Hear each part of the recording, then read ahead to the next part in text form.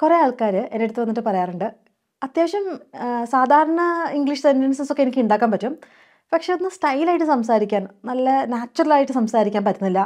അങ്ങനത്തെ വീഡിയോസ് വല്ലതും ചെയ്യുമെന്ന്. അപ്പോൾ ഇന്ന് അങ്ങനത്തെ ഒരു വീഡിയോ ആണ് കേട്ടോ. എന്നുവെച്ചാൽ നിങ്ങൾ ഭയങ്കര അഡ്വാൻസ്ഡ് ഇംഗ്ലീഷൊന്നും അറിയേണ്ട കാര്യമില്ല, എന്നാലും നമുക്ക് അറിയാവുന്നത് വെച്ചിട്ട് തന്നെ കുറച്ചുകൂടി നല്ല ഭംഗിയിൽ നമ്മൾ സംസാരിക്കുന്ന സെൻറ്റൻസുകൾ കുറച്ചുകൂടി ബ്യൂട്ടിഫുൾ ആക്കാൻ എന്താ ചെയ്യുക എന്നുള്ളതാണ് ഈ വീഡിയോയിൽ നമ്മൾ കവർ ചെയ്യുന്നത്.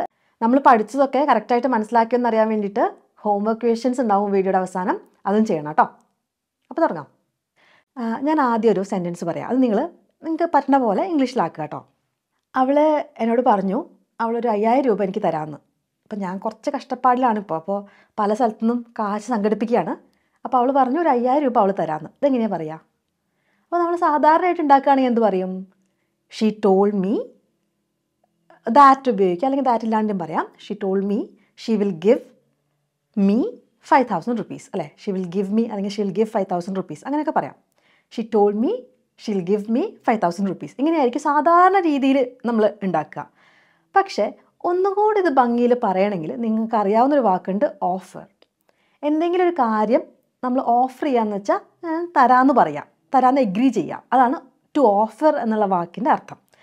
അപ്പോൾ ഇതെങ്ങനെയാണ് നമ്മൾ ഓഫർ വെച്ച് പറയാം?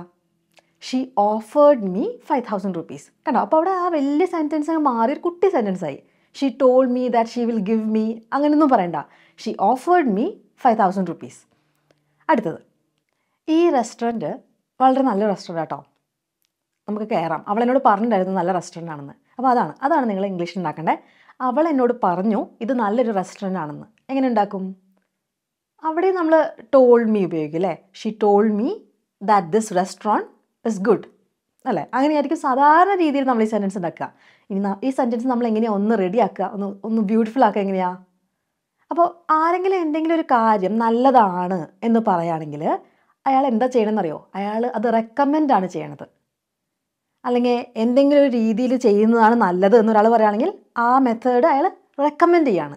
അപ്പോൾ റെക്കമെൻഡ് എന്നുള്ള വാക്കാണ് ആരെങ്കിലും എന്തെങ്കിലും ഒരു കാര്യം നല്ലതാണ്, ഇങ്ങനെ ചെയ്താൽ നന്നായിരിക്കും, ഇതിൽ ഉപ്പ് ഇടുന്നതിന് മുമ്പും ഇത് കഴിഞ്ഞിട്ട് ഉപ്പിടുന്നതാണ് നല്ലതെന്ന് പറഞ്ഞു. അങ്ങനെ പറയുമ്പോൾ അവരെന്താ ചെയ്യണത്? റെക്കമെൻഡ് ചെയ്യാണ്.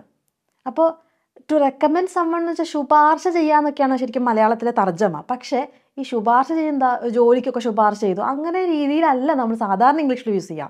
എങ്ങനെയാണ് ഉപയോഗിക്കുക? അവൾ ഈ റെസ്റ്റോറൻറ്റ് നല്ലതെന്ന് പറഞ്ഞു എന്നുള്ളത് നമ്മൾ എങ്ങനെയാണ് ഉപയോഗിക്കുക? She recommended me this restaurant. അത്രേ ഉള്ളൂ. വളരെ ചെറുതായില്ല ഇത്. മറ്റേത് നമ്മൾ എത്ര വലിയ സെൻറ്റൻസ് ഉണ്ടാക്കിയത്? She told me that this restaurant is good. അവൾ പറഞ്ഞത് നല്ലതാണെന്ന്. പക്ഷേ ഇംഗ്ലീഷിൽ പറയുമ്പോൾ she recommended me this restaurant. ഈ സെൻറ്റൻസ് സ്ട്രക്ചർ ഒന്ന് പഠിക്കണം കേട്ടോ. She recommended that this restaurant is good എന്നൊന്നും പറയരുത്. നല്ലതാണെന്ന് പറഞ്ഞു എന്നാണ് റെക്കമെൻഡ്, അത് മുഴുവൻ അതിലുണ്ട്. She recommended me this restaurant. അടുത്തത്, എന്തെങ്കിലും ഒരു കാര്യം അങ്ങനെയല്ല, അതല്ല ശരി എന്നൊക്കെ പറയുന്ന രീതിയിൽ നമ്മളൊരു സെൻറ്റൻസ് ഉണ്ടാക്കുകയാണേ. അവൻ പറഞ്ഞു അവനല്ല ആ ജനാല പൊട്ടിച്ചത്. എങ്ങനെയാണ് പറയുക? അവിടെയും നമ്മൾ ഒന്നില്ലെങ്കിൽ ടോൾഡ് മീ അല്ലെങ്കിൽ ഹി സെഡ് അങ്ങനെയൊക്കെ പറയും അല്ലേ? He said he didn't break the window അല്ലേ? ജനാല പൊട്ടിക്കുക എന്ന് വെച്ചാൽ ബ്രേക്ക് ദ വിൻഡോ. അപ്പോൾ അവൻ പറഞ്ഞു അവനല്ല ആ ജനാല പൊട്ടിച്ചത്. He said that he didn't break the window. That വേണമെങ്കിൽ ഉപയോഗിച്ചാൽ മതി അല്ലേ? ഇനി ഇതെങ്ങനെയൊന്ന് ബ്യൂട്ടിഫുൾ ആവുക? അപ്പോൾ എന്തെങ്കിലും ഒരു കാര്യം ഞാനല്ല ചെയ്തത് അല്ലെങ്കിൽ ആ പറയുന്നത് തെറ്റാണ് എന്ന് പറയുന്നതിന് ഒരൊറ്റ വാക്കുണ്ട്, ടു ഡിനൈ. അപ്പോൾ നമ്മളെങ്ങനെ ഈ സെൻറ്റൻസ് ഉണ്ടാക്കുക? He denied breaking the window. അങ്ങനെ ഞാൻ ചെയ്തിട്ടില്ല, വിൻഡോ ഞാനല്ല പൊട്ടിച്ചത് എന്ന് പറയാൻ വേണ്ടിയിട്ട് ഹി ഡിനൈഡ് എന്താണ് ചെയ്തതെന്ന്. എന്താ? Breaking the window. He denied breaking the window. അവിടെ നോട്ടൊന്നും പിന്നെ ഇടരുത് കേട്ടോ. നോട്ട് ബ്രേക്കിംഗ് ദ വിൻഡോ എന്ന് പറയുന്നത്. ഡിനൈ എന്ന് വെച്ചാൽ ഞാനത് ചെയ്തിട്ടില്ല എന്ന് പറഞ്ഞു, അവിടെ ഇല്ല, അവിടെ ഉണ്ട്. അപ്പോൾ he denied breaking the window. ഇനി അടുത്ത് നോക്കാം. നീ എനിക്ക് ഇനിയും ഒരു 1000 രൂപ തരാനുണ്ട് കേട്ടോ. അങ്ങനെ പറയും. തരിക എന്ന് പറഞ്ഞാൽ ഗിവ് അല്ലേ? അപ്പോൾ നമ്മളെങ്ങനെയായിരിക്കും സെൻറ്റൻസ് ഉണ്ടാക്കുക? സാധാരണഗതിയിൽ നമ്മളെങ്ങനെ ഉണ്ടാക്കുക? You still have to give me 1000 rupees അല്ലേ? നീ എനിക്ക് ഇനിയും, അപ്പോൾ സ്റ്റിൽ ഉപയോഗിച്ചു. You still have to give me 1000 rupees. ഇതിന് പകരം ആരെങ്കിലും നമുക്ക് എന്തെങ്കിലും ഒരു കാശ് തരാനോ, ഇപ്പോൾ കടം കൊടുത്തിട്ട് കാശ് തരാനുള്ളതോ അല്ലെങ്കിൽ നമ്മൾ എന്തെങ്കിലും ഒരു പണി ചെയ്ത് കൊടുത്താൽ അതിൻ്റെ കാശ് തരാനുള്ളതോ ഒക്കെ ഉണ്ടെങ്കിൽ, എന്തെങ്കിലും ഒരു കാശ് ഇങ്ങനെ തരാനുണ്ടെങ്കിൽ നമ്മൾ അതിന് ഉപയോഗിക്കുന്ന വാക്കേതാ? ഓ. OWE ആണെങ്കിൽ ഓവല്ല ഓ. ഓ എന്നുള്ള ആ അക്ഷരമില്ലേ, അതിൻ്റെ പ്രൊനൗൺസിയേഷൻ എങ്ങനെയാണ്? ഓ. അത്രേ ഉള്ളൂ കേട്ടോ. അപ്പോൾ ഓ ഉപയോഗിച്ച് എങ്ങനെയത് പറയാ? You still owe me 1000 rupees. അപ്പോൾ you still have to give me എന്നൊന്നും പറയണ്ട. You still owe me 1000 rupees.